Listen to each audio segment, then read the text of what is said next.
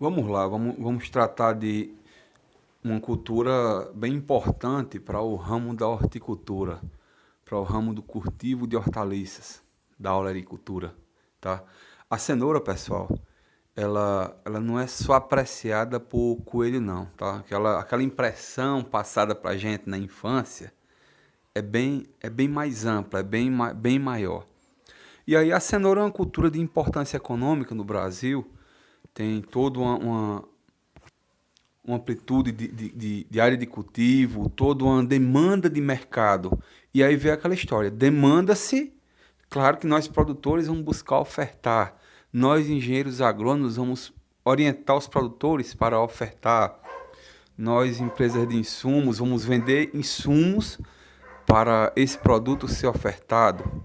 E aí vai, gira toda uma cadeia, certo? A, a principal verificação, visualização para se implantar qualquer que seja o cultivo, é primeiramente você se definir como você vai fazer, qual a sua modalidade de cultivo. Será um cultivo que visualizará mais o agronegócio, receber todos os insumos de fora e ofertar um produto em larga escala de produção, mas que possa ser questionado enquanto qualidade em algum momento. Essa é a condição do agronegócio.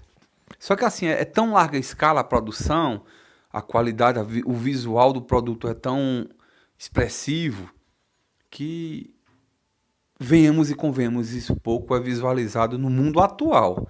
Pode ser que daqui a uns anos isso mude e realmente a turma vislumbre mais o mundo orgânico, mais ecológico, mais agroecológico.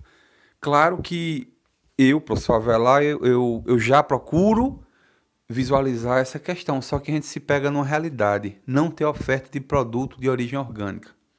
Então a minha modalidade, ela deve se basear no seguinte: qual a necessidade, qual a demanda que essa estrutura de mercado me impõe? Ou seja, eu como produtor, vou ter para quem vender se eu produzir orgânico?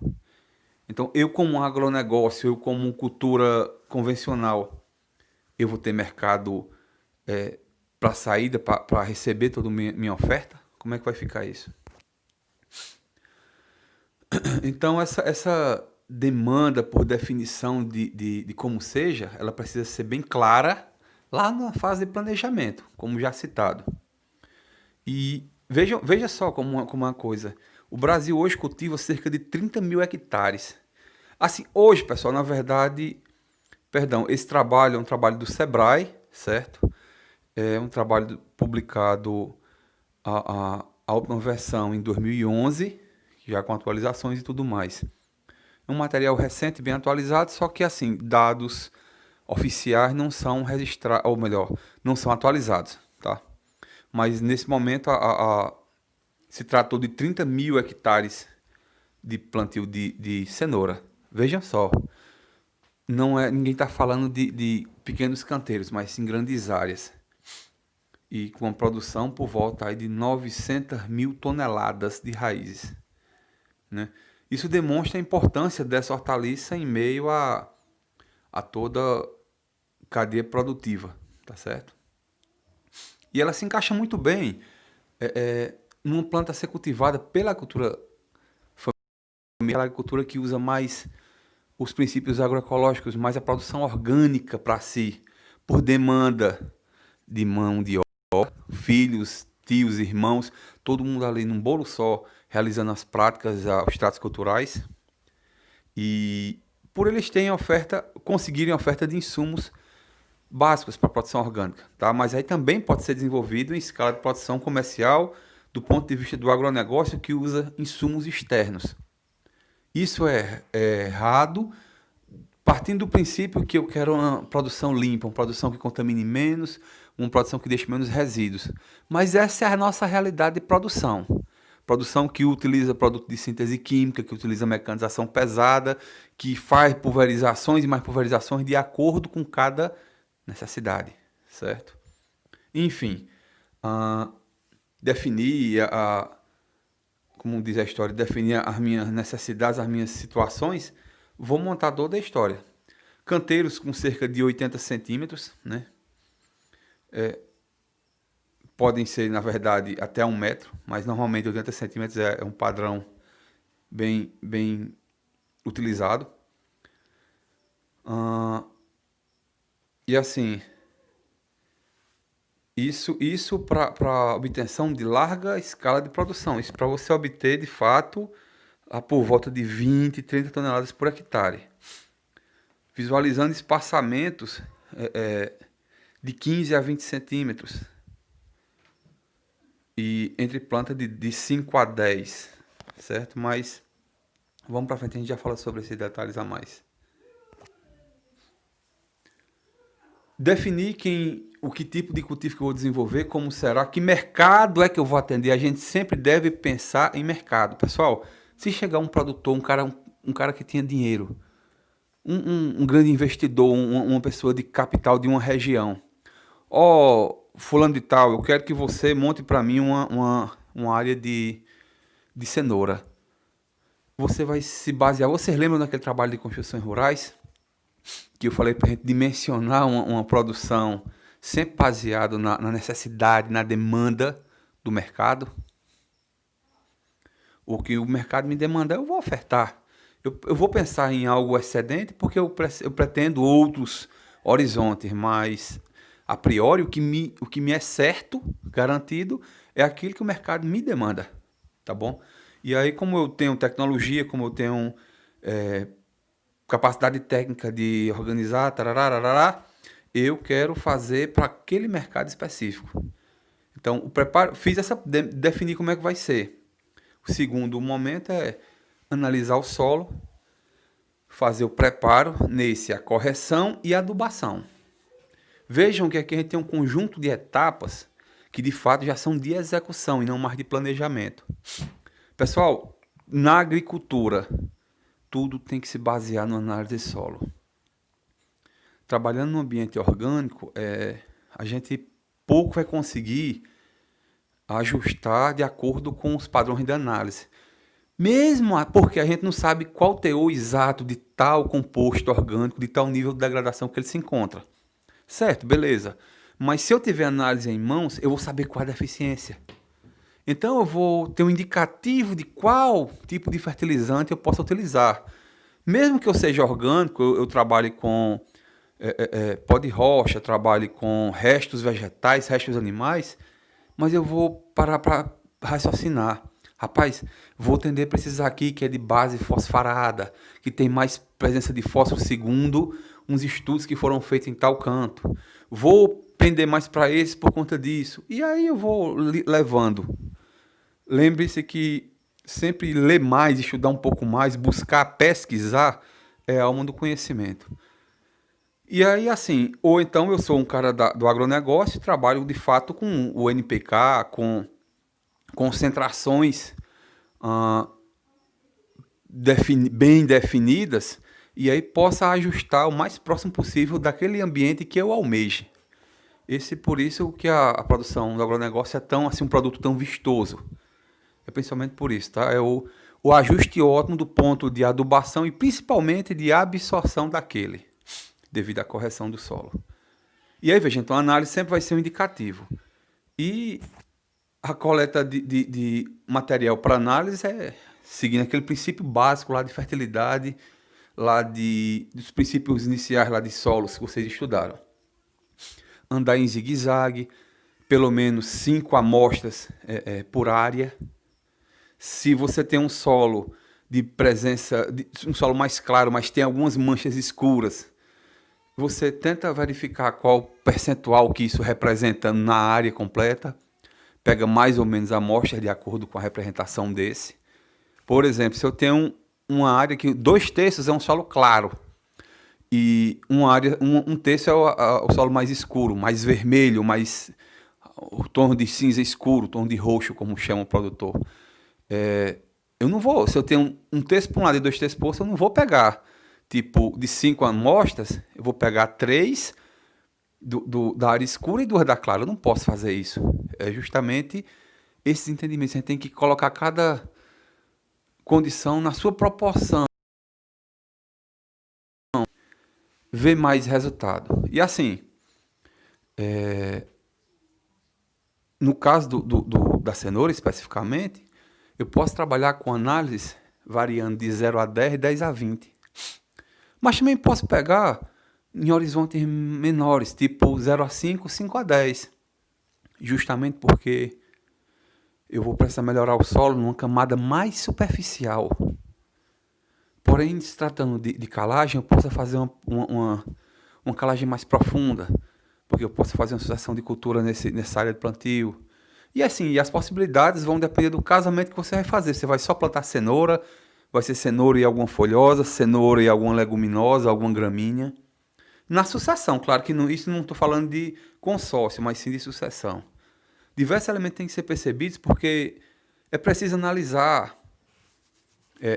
como ficará a questão do solo, dos usos, dos fertilizantes, dos corretivos, também porque a gente tem que lembrar que tem como é que está, como é a CTC do solo hoje, como é a relação cálcio-magnésio, cálcio-potássio, magnésio-potássio, como é que é a condutividade elétrica do solo. São todos elementos que devem ser verificados. E isso tudo a análise de solo vai nos revelar, tá? E o casamento de como é que vai ser o cultivo da área hoje e na sucessão é preciso também para poder indicar profundidade para análise e tudo mais, ok? Fez-se a análise, verifica-se necessidade de calagem. A calagem, que basicamente é a correção do solo, mas também gessagem, pode ser colocada ou em toda a área ou então só nos canteiros. Isso, o MB4 basicamente é utilizado dessa maneira. O MB4 é um pó de rocha muito bom, muito rico em também enxofre, mas relação cálcio-magnésio muito boa. E assim, a questão da correção do solo, ela vai justamente garantir a condição ideal para a absorção dos minerais. Lembrando que se o solo estiver muito alcalino, os micros ficam mais indisponíveis. Por exemplo, se eu planto tomate, o boro vai faltar. Faltou boro, vai causar rachamento dos frutos. Só que, por outro lado, se eu tiver um solo muito ácido, eu vou ter deficiência de cálcio. Mesmo caso do tomate, vai causar fundo preto. Aquele tomate que é a parte mais pontiaguda dele fica preta. A gente diz, é porque caiu, bateu e apodreceu. De maneira alguma. Aquilo ali é um indicativo de deficiência de cálcio. Fundo preto. E assim, a correção ela é justamente esse equilibrar do pH, é o reduzir também o sódio no caso do uso do gesso agrícola. Mas isso deve ser feito ou na fundação, ou no preparo do solo inicial, ou na hora da formação dos canteiros. A adubação organomineral, ela pode ser também utilizada, se for o agronegócio, né, que demanda doses incansáveis de NPK. Isso encarece, mas isso garante a produção. Se você tem um sistema irrigado, pode ser utilizado, deve ser utilizado. Ou, por outro lado, outra vertente, a turma que trabalha com adubação orgânica, que vai fazer produção orgânica. E esse, pessoal, pode ser utilizado também pela turma do agronegócio. A adubação orgânica pode ser utilizada cerca de 10 toneladas por hectare. É um valor interessante. Isso quer dizer o quê? 1 quilo por cada metro quadrado. 1 quilo de esterco não precisa ser bem lavado. 1 quilo de esterco na condição que tiver. Isso podendo chegar até mais, só que uma dose feita 1 quilo por metro quadrado está bem interessante. E esse é o cultivo do agronegócio lá com o organomineral, sendo que esse último, perdão, esse organomineral não pode ser utilizado dentro da cultura orgânica. Alguns adubos de alguns minerais, né? Também que são amplamente utilizados na adubação, basicamente fósforo e potássio, principalmente para a fundação da cultura. Pessoal, a gente sabe que existem adubação de fundação, adubação de cobertura ou adubação complementar. Essas são basicamente o seguinte: fundação, como já citado em outras aulas, é aquela que eu faço para iniciar tudo. A correção de solo, ela não é adubação, ela basicamente visa fornecer alguns minerais que vão corrigir uma condição do solo de acidez ou alcalinidade, basicamente de acidez, perdão. Ou então fornecer para corrigir o teor de sódio. Enfim, a adubação é de fato o fornecimento de alguns elementos necessários ao desenvolvimento das plantas. E esse quanto da fundação, basicamente é fósforo e potássio, porque são dois elementos de mais lenta disponibilização, dissociação. Assim, o fósforo, principalmente, na hora que eu coloco, ele não é liberado rapidamente para absorção. Diferente do nitrogênio, que rapidamente está no volatiliza, está disponível. E assim, isso tudo faz com que ele não seja utilizado durante a adubação de fundação, que é aquela que acontece na hora da semeadura, porque você vai apresentar muita perda. Então, e ele é caro, então não adianta ser feito nesse momento. Enfim, aqui a tabela de recomendação de adubação para fósforo e potássio, justamente esses dois de fundação. Se a minha tabela de análise apresentar menos de 10 ppm por quilograma lá de fósforo, é indicado aplicar cerca de 400 a 600 quilos de P2O5 por hectare. Já se ela apresentar mais de 60 ppm, aplicar cerca de 50 kg hectare de P2O5. P2O5 é a forma mais básica do fósforo e basicamente isso é super simples, ok? Observem que naqueles NPK da vida, todos eles têm como fórmula básica para fornecer fósforo P2O5. O potássio, por sua vez, se apresentar menos de 10 ppm, aplicar de 200 a 300 quilos por hectare. Já se ele apresentar mais de 240 ppm, não precisa aplicar potássio. Pessoal, aí vê só a relação que eu falo de disponibilização. Justamente, o fósforo é indicado ser aplicado porque ele pode estar associado à forma orgânica. Ele pode estar presente como fósforo, lá indicado na análise e tudo, só que ele ser presente na forma orgânica. E essa daí demanda a presença de micorriza, que vão mineralizar esse fósforo. E aí vai ter disponibilidade de micorriza ou não? A gente não tem garantia de que isso pode estar presente, ou de forma atuante, ou de forma significativa. Então, para garantir que não vai ter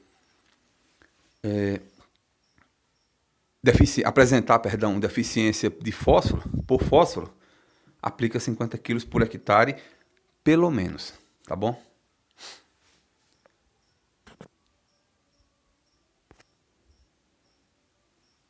O outro passo, vejam só, a gente só falou de preparo de área. Aí a gente vem a questão da escolha da cultivar. Basicamente isso é o seguinte: dentro de uma espécie a gente encontra diversas variações, chamadas de variedades ou cultivares. E essas apresentam características específicas. No caso da cenoura, comprimento, cor, padrão de textura, diversos elementos que possam causar variação no produto final. E aí, quem é que deve escolher a minha cultivar? Claro que eu preciso, como agrônomo, como técnico, buscar conhecimento do mercado local para revelar a mim qual as características preferidas. Porque já pensou eu produzir uma cenoura que as donas de casa não gostaram da textura, não gostaram de tal característica, da cor, do comprimento, talvez? É preciso de mercado para embasar isso. Claro que agronomicamente falando, a gente precisa visualizar, por exemplo, nessa variação, nessa tabela, perdão, a gente tem aí formato das raízes, isso influencia, o mercado basicamente escolhe a forma que quer. O ciclo, isso é importante para a gente, porque eu posso estar em regiões com algumas questões relacionadas até à disponibilidade hídrica que possam comprometer. O comprimento das raízes, isso é questão de mercado também. Tem mercado que prefere raízes maiores, isso é questão de uso, as donas de casa quem mandam. Aí vem para nós agrônomos, resistência ou tolerância a doenças. Clima mais favoráveis para cultivo. Essas duas variáveis, são escolhidas por nós. Vamos definir em relação àquele ambiente que eu estou desenvolvendo, que eu estou trabalhando. Na região que eu estou trabalhando, a presença de nematóides, como é? É comum? Há um favorecimento ambiental? Como é? A questão de alternária é presente, então eu tenho que estar observando. É um clima mais quente, mais ameno, venta muito, venta pouco. Tudo isso pode estar se unindo a uma outra variável e dificultando até a minha escolha enquanto cultivar. Mas é preciso fazer uma pesquisa. É preciso saber da população que tipo de raiz é mais interessante. Afinal de contas, famílias pequenas não costumam fazer toda uma cenoura de uma vez. Por exemplo, vamos imaginar assim. Aí tem senhoras que não gostam de deixar partir um fruto, deixar para outro dia. Não, partiu hoje, consome hoje. Aí vai comprar uma raiz grande. Em que situação? Então, uma raiz de menor porte talvez seja a sua realidade. E por aí são várias as possibilidades. Tá bom? É preciso dar uma estudada na disponibilidade de sementes indicadas para aquela região, dar uma estudada no que o mercado compra, gosta de comprar, e agronomicamente o que dá para fazer, para poder definir a cultivar, a ser trabalhada. Isso serve para tudo que vai fazer, para todos os cultivos.